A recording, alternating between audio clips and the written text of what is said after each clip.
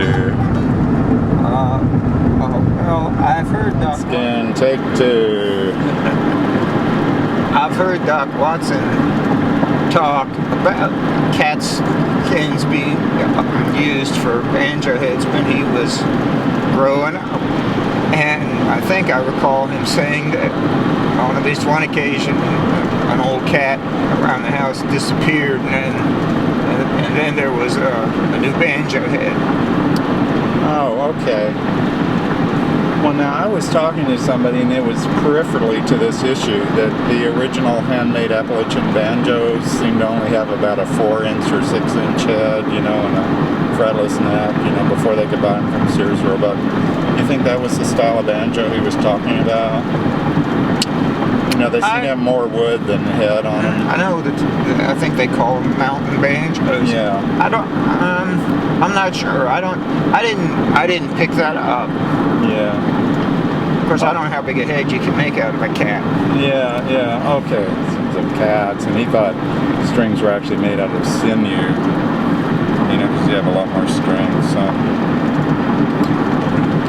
I always assumed they were talking about actual cats. Okay, cat gut. Okay, well that is real interesting, because that's the first time I've ever been able to, I guess the word corroborate, where journalists, have to get a second. So somebody was saying this like almost, well, you wouldn't call it an urban legend, like a rural legend, and I didn't know if it was true. Okay, so that's something about the thinness of it or something. I would think that as opposed to something like a groundhog hide, cat, of course, would be much thinner. Yeah, I thought maybe like possums, that's what I always thought. Do you remember back in the 60s, you could buy a handmade banjo? There was a guy in the mountains who made them. Like, was that George Pegram or Kyle Creed? Do you remember that? I do remember, but it was not either of those people.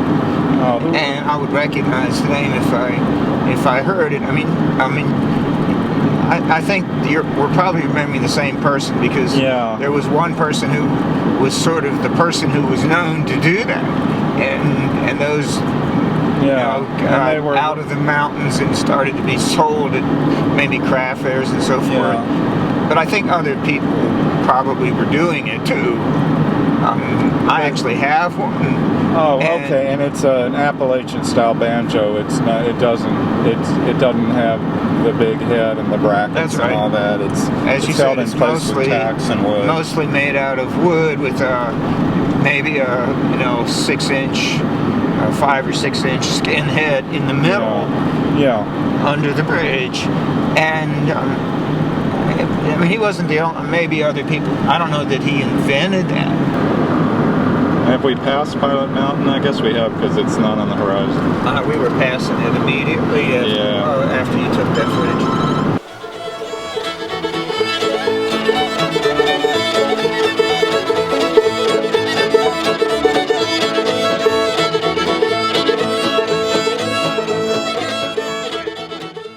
We started this conversation last Sunday. Originally, I was asking about cat skins and cat guts. So you want to explain?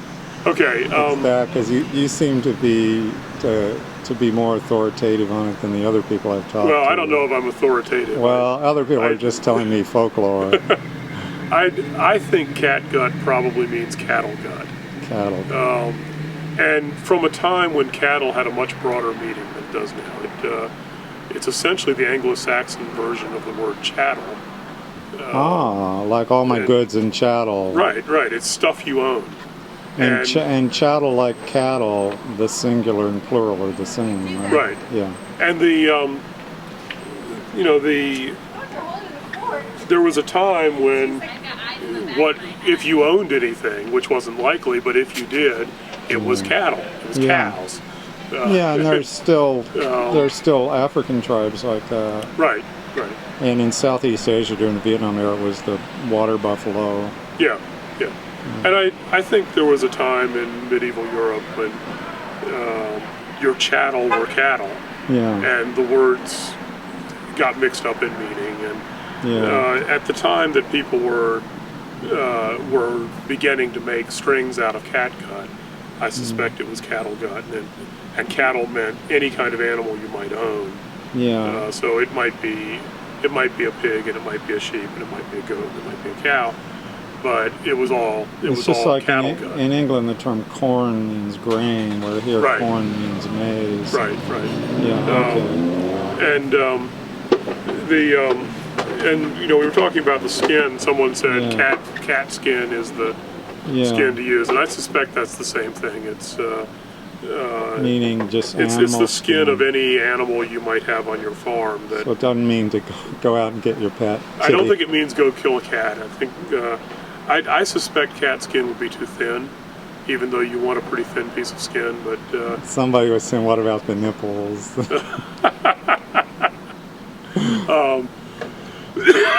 Well, what about that? well, a blemish in the skin might just be worked into being the sound hole. On a gourd instrument, you need a sound hole. Yeah. It happens on this one. The sound holes are cut in the gourd on the side, which was sort of taken from a Turkish instrument called a jumbush. That I kind of used that as a model for. It has a similar size sound container. Yeah, whereas banjos are sound box. open back. Yeah. Anyway. The jumbush has a similar size sound box, although it's made of metal. Yeah. I happen to have one, and I used it as a reference for how much area of sound hole I should have to get the sound right. Okay, so just I want to go back up when you say cat gut again. You may not mean intestines, right? Or you said it might have been tendons. Yeah, I think it just means the insides of the animal. I think they use sinew. Sinew. The same. It was essentially the same stuff that's used in a bowstring, a shooting bow. Yeah. Not a musical bow. Yeah, we were talking about. Yeah, so the bow that archers used in battle, which were then the infantry equivalent of an M16 rifle. Right. But earlier, the bow is a very early hunting weapon. Yeah. Almost any culture that,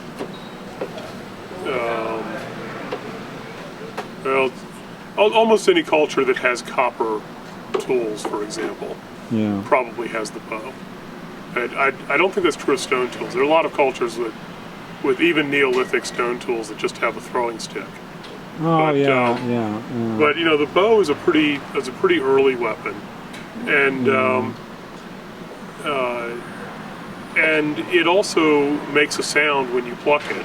Yeah, definitely. And it's certainly an early musical instrument. Yeah. So using bowstrings on your musical instrument certainly has a very long lineage. And, gotcha. And I suspect that's what that's what was going on. So the impression that medieval they woods. were disemboweling little kitty cats to make early guitar strings just is not. I think that's unlikely. Okay. Yeah. And I can see I like don't know. like basses and stuff would need bigger. Yeah. Tendons would definitely be better. Sinews. And I don't know. I haven't done enough butchering of live animals to really have a sense of whether you could make a string out of an intestine. They make sausage casings out of them, so it may be that the material that holds the intestine together is an adequate material to make an instrument string out of, and that may be it. But I think they were basically like bowstrings. Traditionally, in what they used to call soul food, chitlins, that's intestines, pig intestines, and right? You couldn't. That seems even classic. uncooked. I don't think you could make a string out of that. But I don't think that's the part. There's a part you make a sausage casing out of that has basically all of the meat scraped out of it. And I don't know if you could somehow cure that in a way that would let you make a string or not. But I suspect it was sinew, and gut probably has a much more general meaning than we think of it as having. Well, yeah, I mean, it's probably easier to come by other animals than cats anyway. I would think so. Possums, pigs.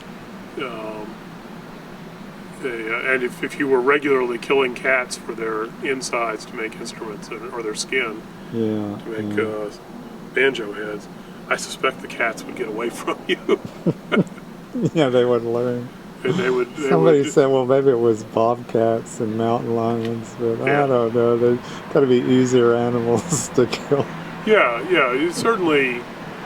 Raccoons, Certainly if you were a possums. slave on a southern farm, which is certainly where the banjo developed Yeah, as an American instrument, certainly opossums would be about the easiest thing yeah. because they don't move very fast, and you don't care whether they play dead.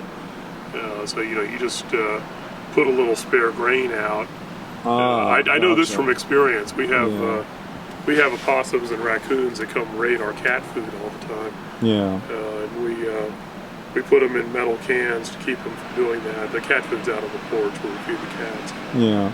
We put them in metal cans to keep them from doing that, and they just pull the lids off. And so now the lids are bungeed shut. And so far, that's stopping both the opossums and The raccoons kind of have thumbs, don't they? Yeah, I think so.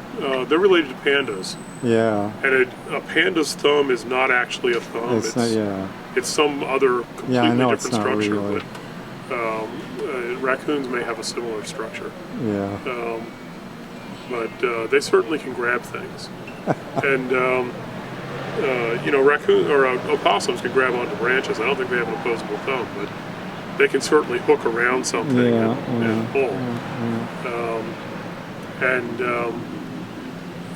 One or the other managed to bend the lid on one of those cans the other day.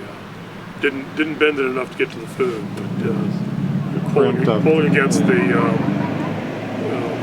bungee managed to put a little bend in the lid. So. Yeah, I know some people who they had a pet door for their cats, and they learned that was a bad idea. Yeah, we've got a pet door too, and at this house so far we haven't had a raccoon come in the back door. Really? But I did have one come in the back door when I was in Durham. I can believe it. I actually had a pane of the window in the back door was out, so the cat could jump up and come in. Yeah. And the dogs could not go out. Because in the city, I didn't want the dogs going out on their own. Yeah, of course. But one day, I heard a bang one night, middle of the night, heard a bang in the kitchen, and I ran out there, and there was a young raccoon that had come in looking for something to eat. They will do that. So we had to start making sure there was no food. But the thing is, if you wanted to, a raccoon or an opossum will fight you. I've had to run them off. Oh, you don't want to corner a possum. They got those really sharp teeth. Oh yeah. You But definitely. if you wanted an opossum skin for your banjo, you put a little grain out, wait till it showed up, and go after it with a big stick, and it would certainly stand there and fight you till you killed it. Well, there was some. I think a raccoon would run off. There was some banjo player in North Carolina back in the 60s. I can't remember if it was George Pegram or Kyle Creed, but he would, for a pretty modest fee, he would make you a traditional Appalachian banjo. I think it was, I've seen them, and I think maybe they were fretless, but they had a skin head. Yeah. And I saw a similar banjo in Jonesboro, Tennessee. There was a guy selling those at the storytelling festival they have there,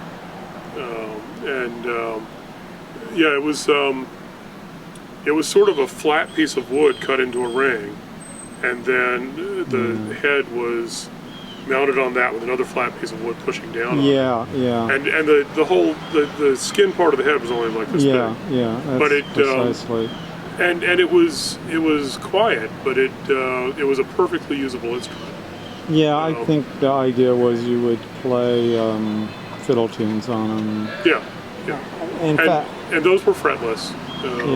I think it was probably the Sears Roebuck catalog that probably brought in the ring with the bigger heads. The bigger head. That may very well be. Although, as I've been told and seen photos in the I don't know, 20s, whenever there were whole banjo orchestras. You know, they had banjos of all different sizes. And and the whole classic banjo thing. Yeah. Where they put nylon strings on them and tried to play classical guitar music on them. And or something like that. Bob Carlin, you know, he wrote a book about the guy who popularized the banjo in America in the 19th century, and then he went to Europe, and something I heard his talk. Well, do you want to play a tune, or do you play that the same way if it had the more well-tempered fret pattern, or do you pretty much. The thing about the Pythagorean tuning is there are keys you have to avoid because you would get that fifth and it would be out of tune. Yeah, well, that's like a mountain dulcimer that you can only play. Not a mountain dulcimer, you only play in one key, or you only play in the open key of the drone strings, which may not be the open key of the melody string, depending on what mode you're playing in.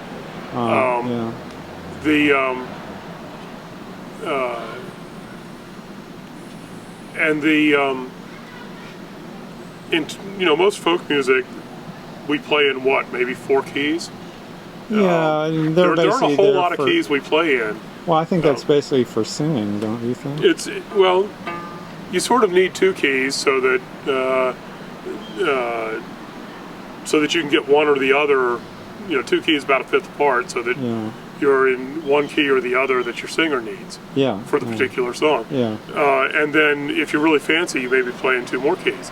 That's sort of where folk music is, I mostly play in D and A, sometimes G, sometimes E. Oh, you play in B? D. Oh, D. Yeah, D. Yeah, I like D. It suits my voice. This is tuned down a step from a regular guitar. Okay. And so the first song I played when we were starting this out was in D. This one's actually in G. But the thing is, you just choose keys that don't use that fifth, and then you're all right. Okay.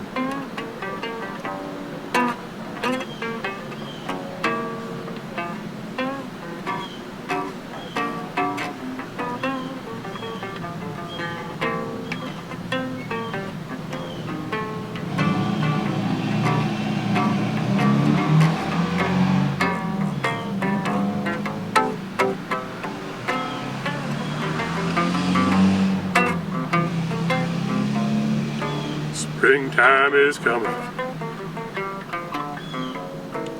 Grass is on the rise. Springtime is coming, yeah. Grass is on the rise. But these blues in my heart still as dark as a winter skies. Oh, great. I can think of a couple more questions. Well, you can ask a couple more questions.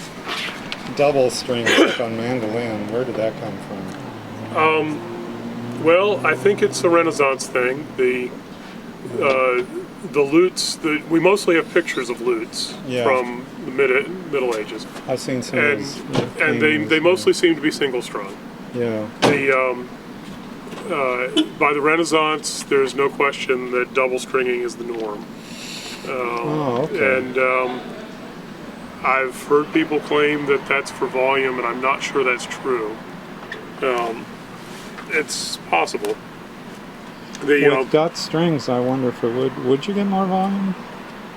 I don't know. Well, there's a whole bunch of compromises. Yeah. The medieval lute was played with a plectrum.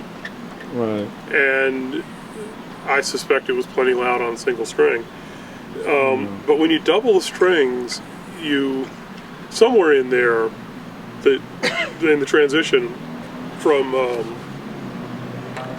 plectrum to playing with the fingers, somebody might have been playing with their fingernails, which is probably just as loud as a plectrum. Oh, it can be, yeah. But when you double the strings, the fingernail doesn't work anymore. Yeah, you only hit one string. Well, you either only hit one string, or there's a substantial delay in hitting them. And so most people think the medieval or the Renaissance lute was played with the fleshy tips of the fingers, and they actually kept their fingernails cut short and avoided letting the fingernail touch. Oh, The early style is sort of like this. They call it thumb under, and the motion is sort of like that. I think. I'm not any good at this, so yeah. I don't like that method. I used of to have playing. this Julian Bream album called The Golden Age of English Lute Music. Yeah. It's never come back into print, but it had a lot of artwork of paintings of the instruments of that era. Yeah, yeah.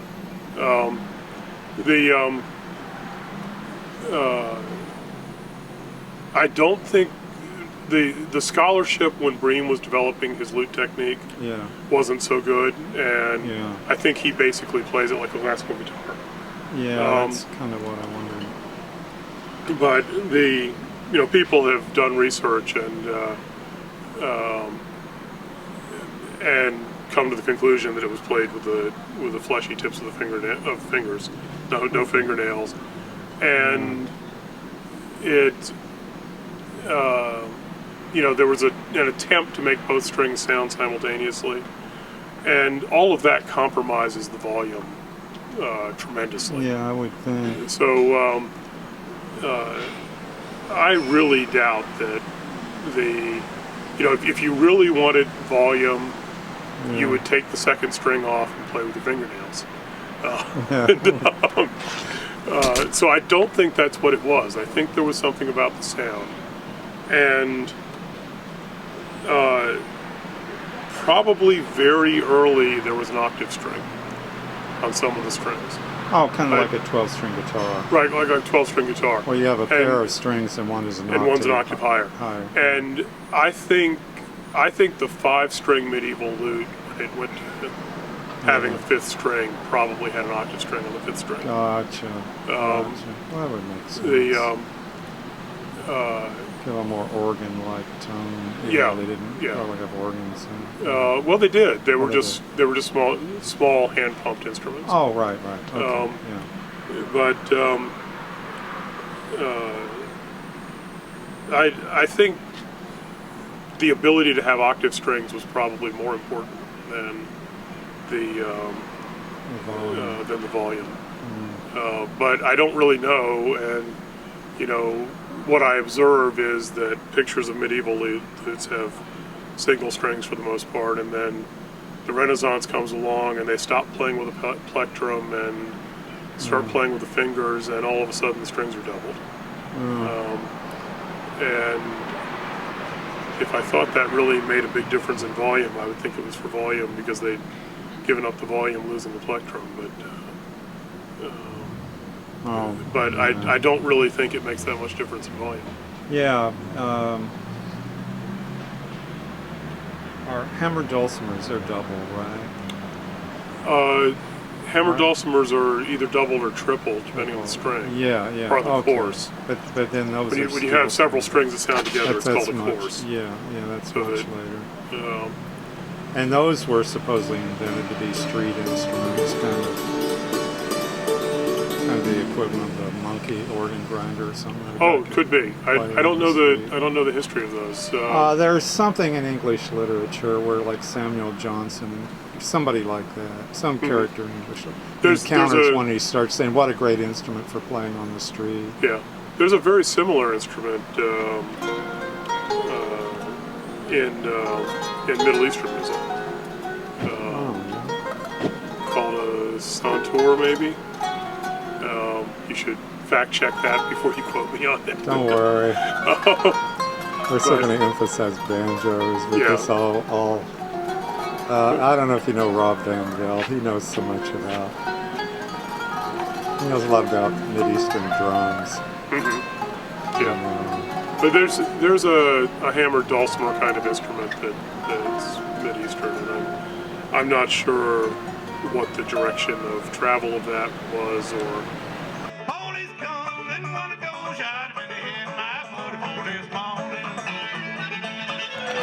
Caution. You can't even read their N on caution. Oh, there it is. Yeah, caution.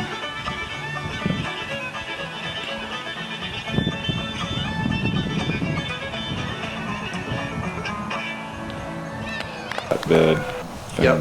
Yeah. Yep. Can't even read. So, yeah, they're all, each one's, I suppose, a little different in that sense. But we, my business partner David and I are fortunate to, you might want to look at these. Yeah. These are the templates we make for routing out different, here's the template for the slotted headstock, for example. So that's like a pattern you lie down on, or You would use it to, this would be like an original, like this would be for scribing and identifying the profile on the board. Yeah. And then you would actually use these templates, they get adhered to the wood so that you can route out the profile. So the router follows the So this is template. what you do instead of a computer robot thing. You just basically draw it out and then cut around. Yeah. I get you. Where's your cutting? The wood shop's back here. Oh, okay. It's not much to it. This is a lot of, this is persimmon that that we'll build with here. Yeah, okay, wait a minute. I gotta get a shot that includes you. Okay. So this is all persimmon here, Mm-hmm. here, this stack, and this guy here. Yeah. And then the majority of the stash is under the house. Yeah. But up off the ground, right? Oh yeah. Yeah. Yeah, we have it really well ventilated under there. Yeah, a guy who was retired from Duke Holger Nygaard, he was one of the founders of the River Association. He had all this wood that I guess somebody with a portable sawmill had cut boards, and he had it out in his yard forever with little pegs in between each board. So I don't know if they ever did anything with it, Yeah.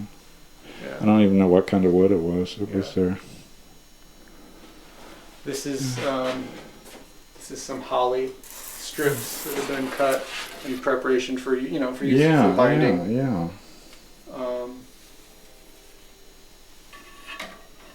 It's a little bit. Well, it can be more of a challenge to bend. Different woods bend easier than others. So do you steam them to bend them, or just that's thin enough? It looks like you don't have They to. get soaked and then heated and bent around an iron. Soaked in just water, and then how do you heat it? We have a heating iron that's designed for bending woods. Yeah, when I was a kid, they still had bluegrass bands on local TV shows. Yeah. But a number of years ago, I picked up a banjo at a music store, just messing around, and I sort of play blues more than anything else, and so I strummed over it to see how it was tuned, and then just started playing some blues on it. Yeah. And I've never heard blues played on the banjo. I've always heard the sort of fast. There is. I hadn't at the time, I should say. There's plenty of blues on the banjo, but I don't. What I had heard was primarily the high velocity bluegrass stuff. Yeah. The Beverly Hillbillies theme song, which introduced most Americans to bluegrass, even though I'd been listening to bluegrass for 25 years before that. But that was certainly my introduction to bluegrass, and more or less my introduction to banjo, and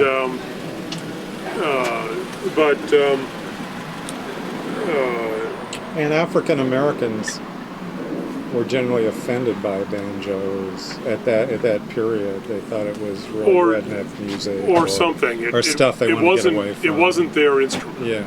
Even though, of course, it was their instrument. Well, back then they didn't even like Robert Johnson and white people were into it. That was their grandfather's music, and it was really morose. Low. So I played a few blues licks on the banjo and said, "This is a really good blues instrument." Oh yeah. And that led me to reading one of C.C. Conway's books. Yeah. And I forget the title of the book, but she talks a lot in there about Dink Roberts. Roberts is his name? Yeah, I think so. I think so. And although he didn't play blues, I learned an awful lot about the blues from what he played. Yeah. From her discussion of what he played. Well, Rounder or somebody put out a series of CDs called Before the Blues. Yeah. And they included Mississippi John Brown. Mm-hmm. But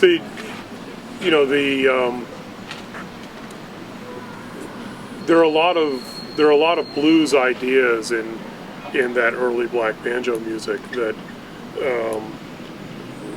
come out later, and they certainly influenced my writing of blues songs. Among other things, you don't so much tell a story as present a bunch of images that imply the story, and the images don't have to be connected, and they can even be contradictory. And that's there in Dink's music, and it's there in a lot of real traditional blues, and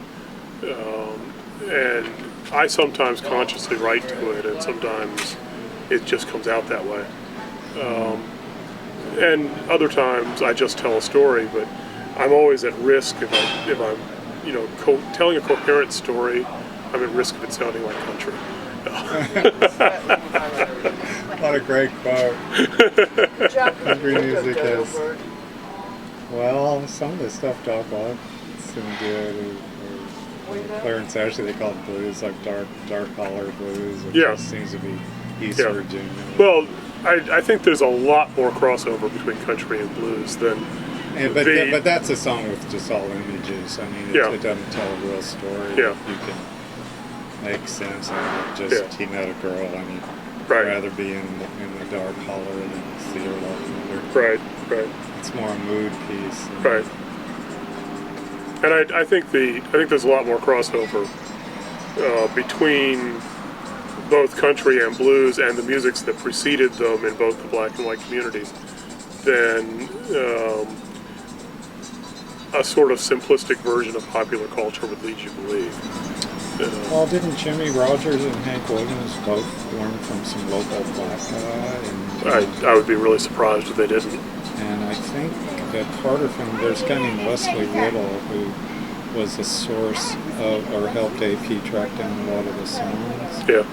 But, I thought he was a black guy, but I don't really know. A lot of what we call country comes out of the Appalachians. And, at a time when the rest of the country was strictly segregated, the Appalachians were not.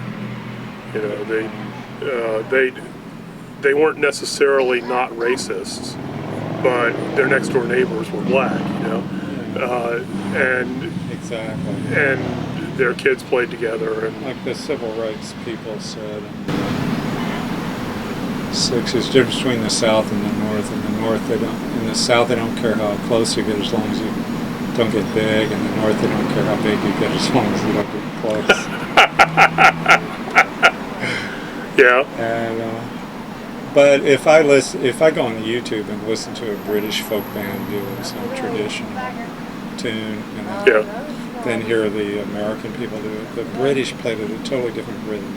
It's not that syncopated rhythm that you hear in Clawhammer. It's more like a galloping horse type of rhythm. Right. You just don't hear in American music.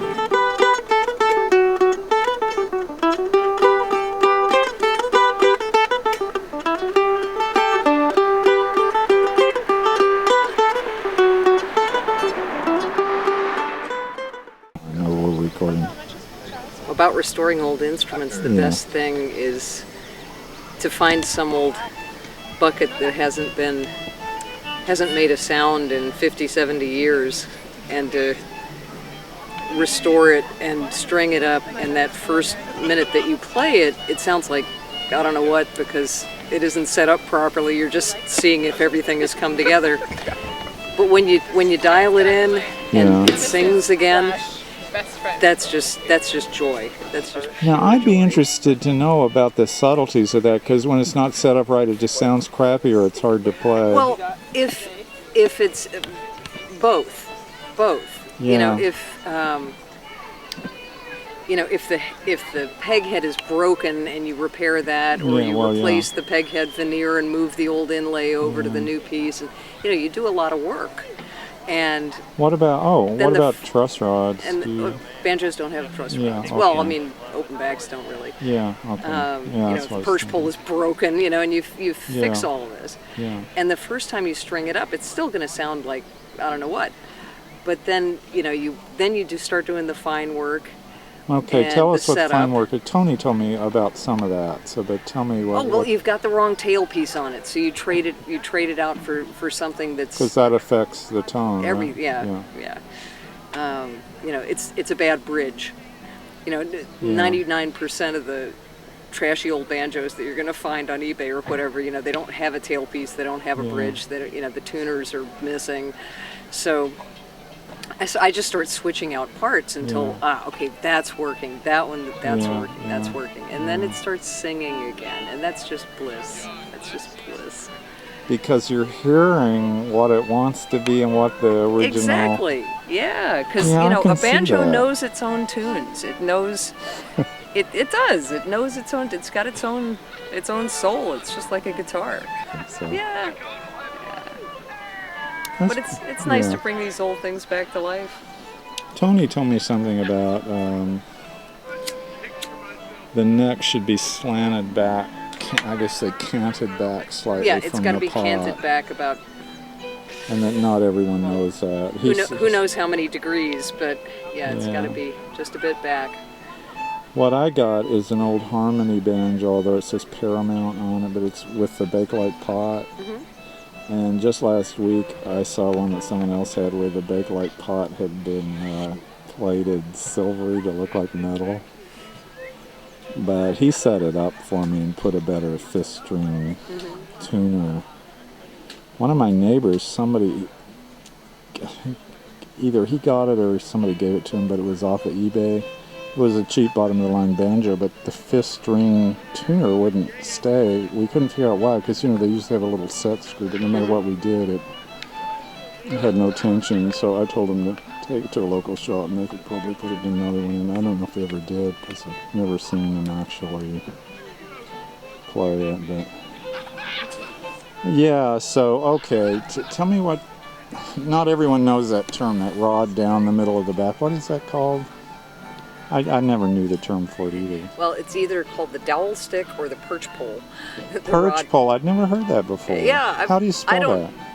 Like something that a bird would perch on, a perch pole. Oh, okay. I thought it might be named after the fish, some weird Garrison Keillor thing. Like Norwegian bachelor banjo players. It's the perch, Okay, the perch pole. That's pretty cool. All right. Do you just do luthier work on banjos? Well, I'm in the midst of building my first mandolin. Yeah. So I'm enjoying that. Do you do any steam forming, or is it all just carving? No, I bought this one from a kit, honestly. Okay. So that's the next thing to do. Yeah. Well, you kind of need equipment for that, don't you? Yeah, you do. Yeah. But that's my other than music, that's my escape from work is being down in the shop. Well, yeah, sure. What a cool thing to do. Okay, well, you want to show me the vintage instruments again? Oh, sure. You're just interested in the banjos, I guess? Well, primarily. No, it's just whatever, I just had some banjos picked up in the last week or two. I don't think I've got much more than the ones that are already out here that are in the shop for work right now. Yeah. Okay. So this is kind of tricky because you got the light coming in from. Is it like a glare? Well, it just makes this look in the shadow. But if I stand over here, okay. So restoring vintage instruments has really kind of informed our design as far as what we build. Yeah. Just seeing common patterns and common issues. That common maintenance problems. Maintenance issues that everything more or less comes down to tension. So it's the string tension that causes all the problems. And with these designs, you don't really know how well they do under tension until time is involved. And and then over time, patterns emerge, and certain instruments are known for certain design issues. And so we take all that into account when we're building our banjos and our guitars as well. Okay, so what is the issue in this one? You're restoring it? It's a good question. So this would be a perfect. I mean, this is the effect of tension over time. So the strings get high, the rim slightly warps. The action Yep. gets high. Yep. And as you can see, the bridge is very low, and the break angle over the bridge is minimal. God, it's almost parallel. Right. Yeah. So we need to have a taller bridge, Yeah. increase the break angle, and get the strings down. So this, Yeah, this is so it's you're a neck doing- reset. So the dowel stick gets removed from the heel of the neck. That's done through steam. Okay. And then the hole is filled in. There's the square dowel stick turns into a round. Yeah, round and stick. it is inserted in Yep, there. it's inserted in here. So this gets plugged and filled in, and then the hole gets recut at a steeper angle, so that the dowel stick and the neck are meeting at a steeper angle, and the neck will go on and meet the rim at a steeper Okay, angle. wait a minute. Yeah, okay.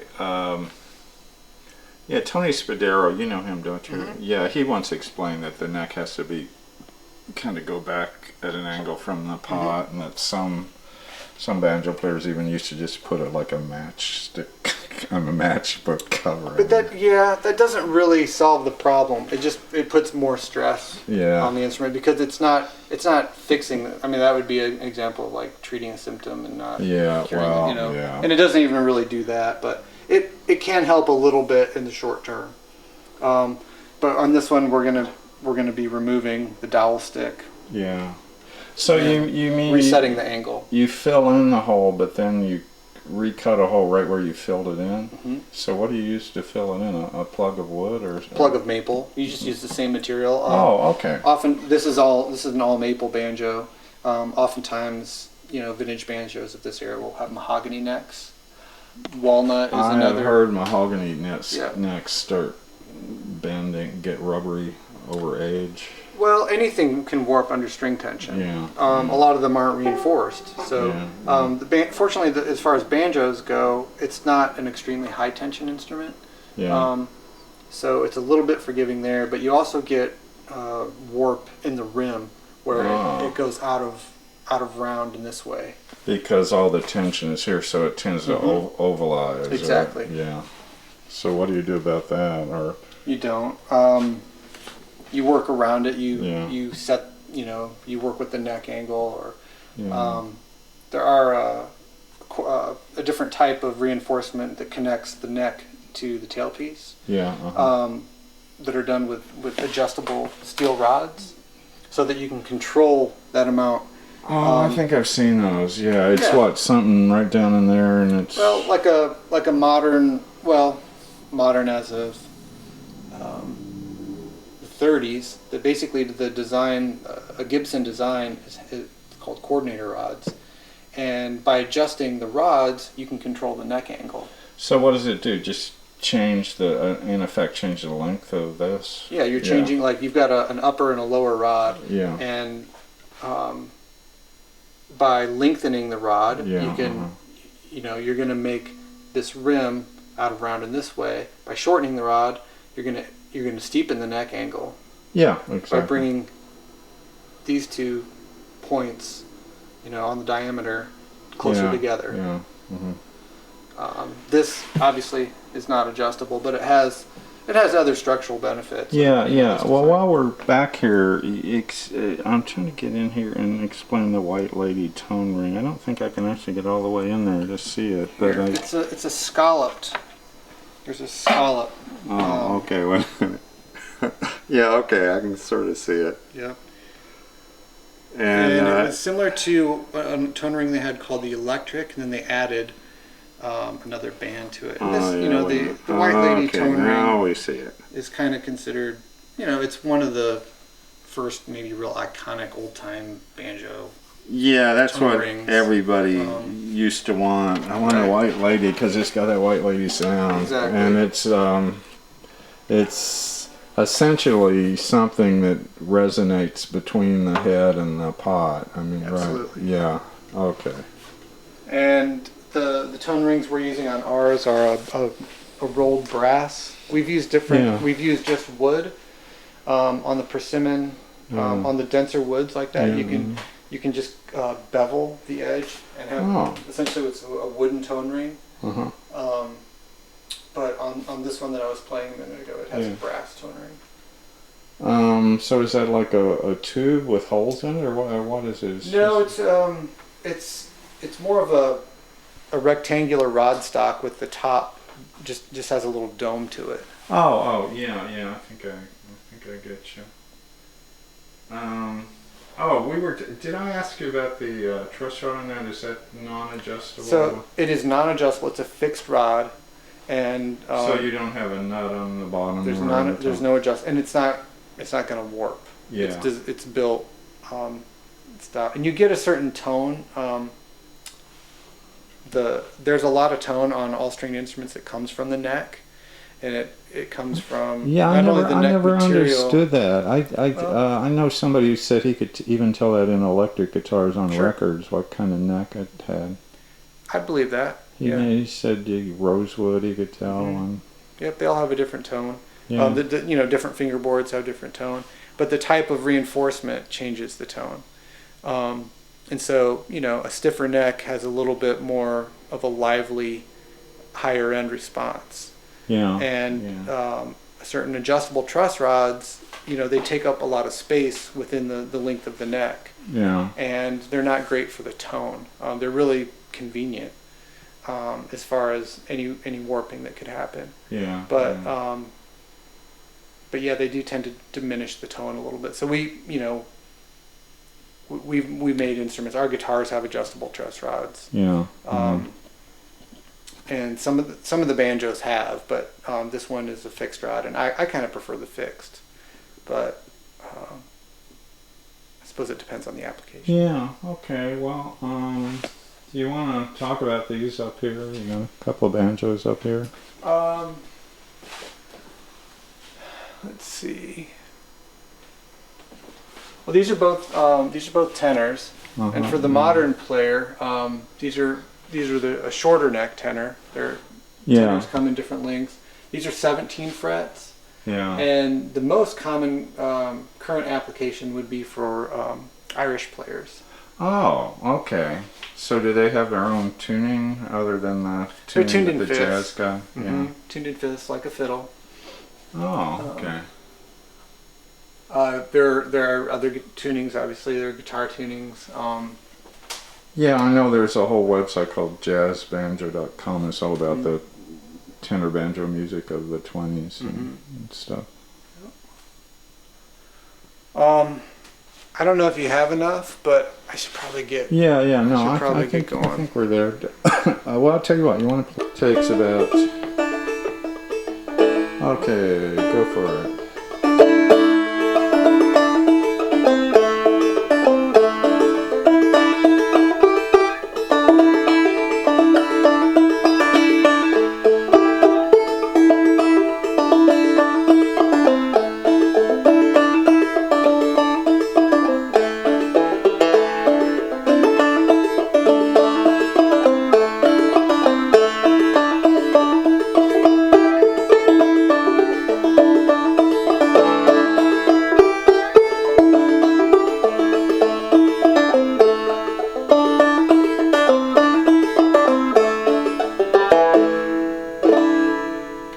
Great. Just one thing. How do you learn? How did you learn that? By hearing, by reading and seeing the tablature? Actually, I've never heard a banjo played that tune before. I'm sure somebody does. I play it on fiddle and thought it would be good for this tuning on the banjo. That's real interesting so because and I like singing it, and so playing the fiddle, I can sing and play the fiddle, but it's nicer to sometimes sing behind a banjo. Oh, are you in a group now? I know you and Megan have both been in groups. I play in different things. Not a formal old-time group. So you're not like the Hush Puppies or the 5 Point Surrounders? No. But you might be on stage at one of the festivals. Yeah. Yeah. Okay, yeah, the thing about fiddle, I just remember like Nancy Slide, you know, used to be called Nancy Banjo, and she's been getting more into fiddling in recent years. So you want to say anything real quick about fiddle and banjo? I mean, how one links to the other or anything? Well, I mean, not really. I mean, there's just like there's a. I mean, it's all kind of you know, I'm a folk guitar guy, so my knowledge fiddle and is banjo, or it's like, I mean, in the old time realm anyway, Yeah. that's like, you know, hand in pocket. I mean, they go together, and I think a lot of people consider, you know, the best music is made when you have just a fiddle and a banjo together. Yeah. And you know, maybe it's the tonality of the instrument, or maybe it's a perfect combination of the amount of rhythm and melody working together. I'm not sure what it is, but you know, there's certain moments in time. I'm sorry, I didn't mean to interrupt you. No, it's all right. Like certain things, you know, I think we latch on to. You know, when we think, oh, this is traditional fiddle and banjo music is something that, you know, it just keeps being emulated. I guess what I meant is like you're playing one instrument and then you get into another. How that relates to you, like? For me personally, I don't think of it so much as a player, because working on all the different stringed instruments, I've you know, when I worked on my first banjo, I wanted to know that I was doing it right, so I had to, you know, it was more like I need to be able to play it. Yeah. So just watch, listen. Okay. And then, you know, I've had some mentors with the fiddle. So I mean, are you like saying, gee, I wonder what this would sound like on this other instrument? In your head, are you hearing it? Well, with that tune, I think I was. Yeah. I enjoy playing it more on the banjo than I do on the fiddle. And I wouldn't really consider myself a trained banjo player. I mean, I know roughly what's going on with the right hand. Yeah. But you know, it's going to be a little bit different every time, because I don't think too hard about it. I know what I like the sound of. Well, it seems like the right way. Yeah. And on that song, it's more about, I would normally be singing. And if it was tuned a full step down, that's where you should sing that. But it's just the tuning it was in. Okay. So I think of it in terms of just a better way to back up voice on that song than the fiddle. Good point. Or, you know, unless you have a group that you're playing with. See, what I learned by doing this research is minstrel banjo came out of, you know, the white guys hearing the slaves. But old time banjo, although you know there's a lot of African American influence, it wasn't in the slave holding areas predominantly, you know, and it certainly wasn't slaveholders. So, and the old time banjo started by playing the fiddle tunes, you know. So it started through fiddling, whereas minstrel banjo, from which we get rock and roll and everything, started out, you know, through people wanting to be like the Africans. Well, I really thank you for your time. Well, I hope it gives you something.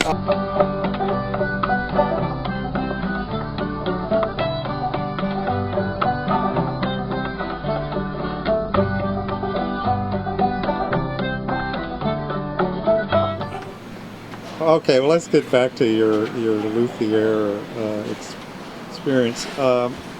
How many instruments have you built? You've built quite a few. Well, I don't really know, because when I do a show, I always give one away.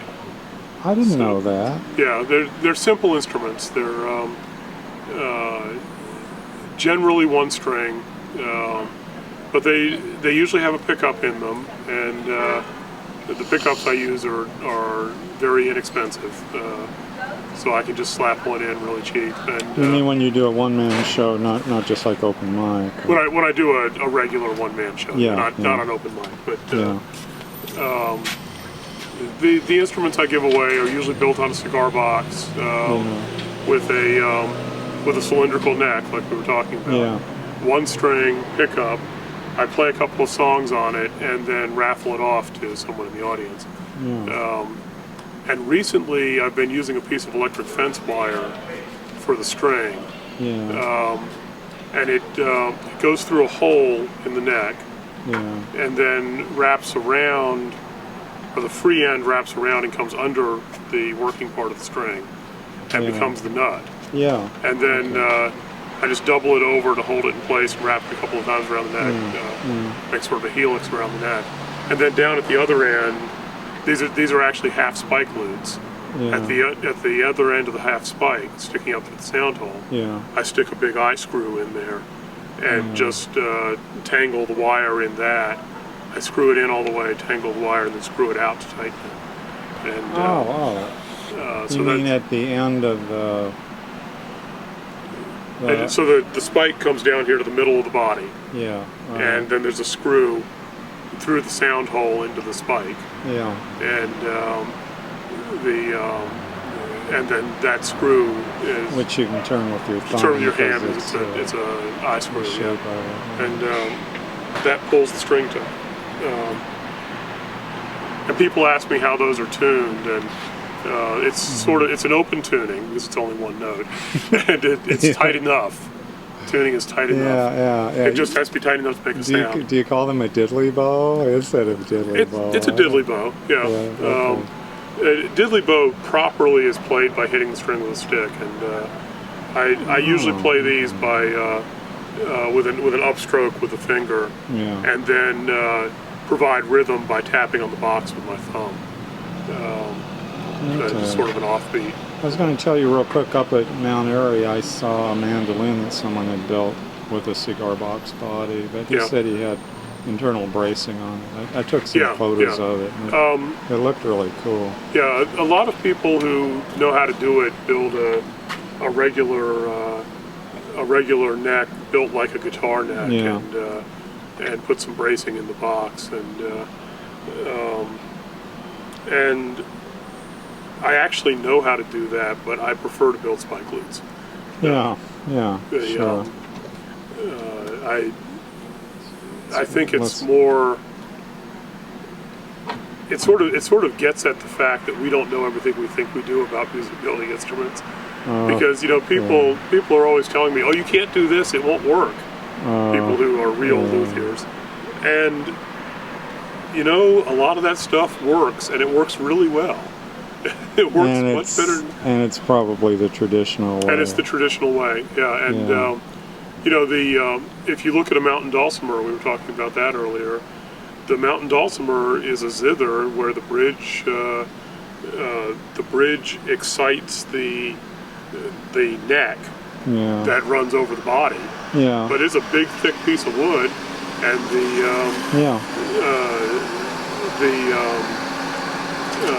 bridge is making that vibrate. Yeah. It's not particularly making the top of the instrument vibrate. Yeah. The box is acting as a resonator for the vibration of the neck. The neck. And that's how the half spike lutes work as well. Back in the 70s, I used to see mountain dulcimers. This was out in Colorado, where they had put arches under them, kind of like Roman aqueducts, to make them more resonant. Right, and I think that works, but it's not particularly traditional, and it's not necessary. Yeah, I think the idea was it would give them more volume. I don't know. And I think it does. Yeah. But it's, you get plenty of volume from dulcimer without that. Oh yeah.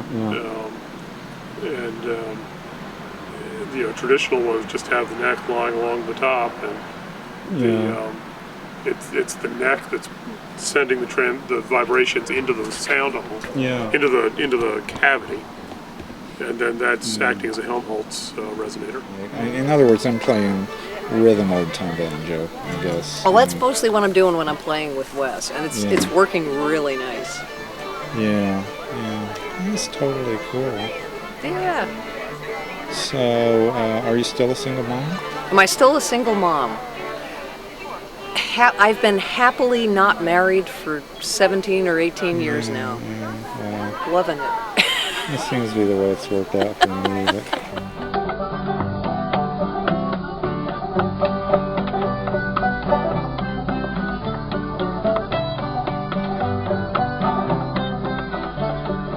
Cool to come to a place like this and be nobody, you know. It's like at my house, I'm the only person who does banjos, and at work, they don't have any idea what I'm talking about. And you know, to come here and be absolutely nobody is fabulous. Because I am. I mean, I just started playing banjo a year or so ago. Means? What the people decide the title means? Yeah, the nailing catfish to trees. I think it's when you're skinning them to eat them. You nail it and then you skin it off because they don't have scales. Right. That's pretty much what I thought. Okay. Where did you first learn it? I don't know. Come to the old time jams, I guess. Yeah, okay. Well, that's what I needed. Thanks. Okay. I hope that works.